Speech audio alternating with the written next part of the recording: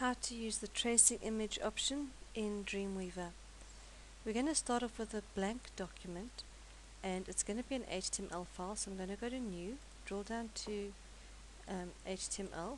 I'm not going to select any of the predefined layouts because I'm going to be creating this from scratch.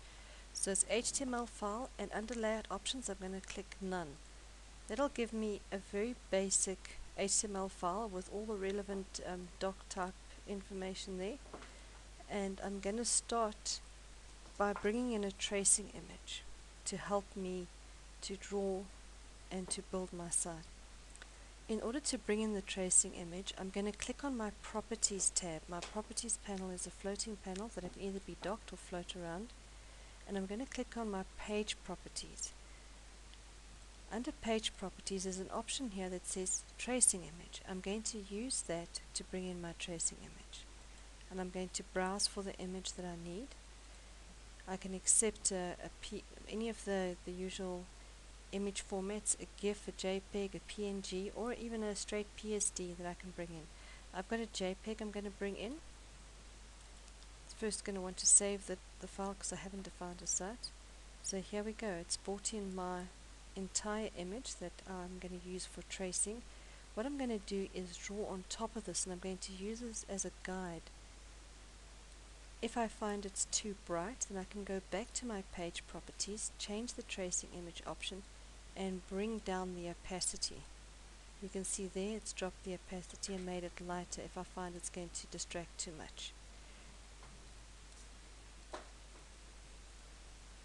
The next thing I'm going to do is I'm going to start drawing the items on top of here, or in fact building my site using this as a basis. I'm going to go to my Insert panel again, and I'm going to make sure the Layout option is selected. And I'm going to use Draw AP Div. AP Div is an absolute position div, meaning that once I've drawn it in one particular spot, it will not move. So here we go, I'm going to draw my first AP div. I'm going to drag it over the area. I'm going to move this out the way.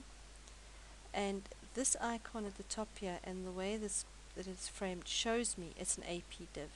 What is different from a usual div is that I can move it around just as I would any vector element in my design applications.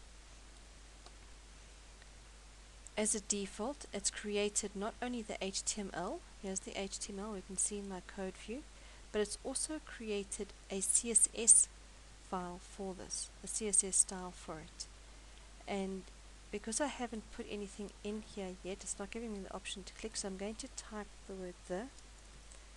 I'm going to select it, and then I'm going to, if I've got the HTML property selected, I can't do anything. If I click on CSS, it'll let me edit the rule. You'll see that the targeted rule is AP-div1. Here it is in the source code, AP-div1. That's the HTML, and this is the CSS version. You can see over there you've got the hashtag in front of it.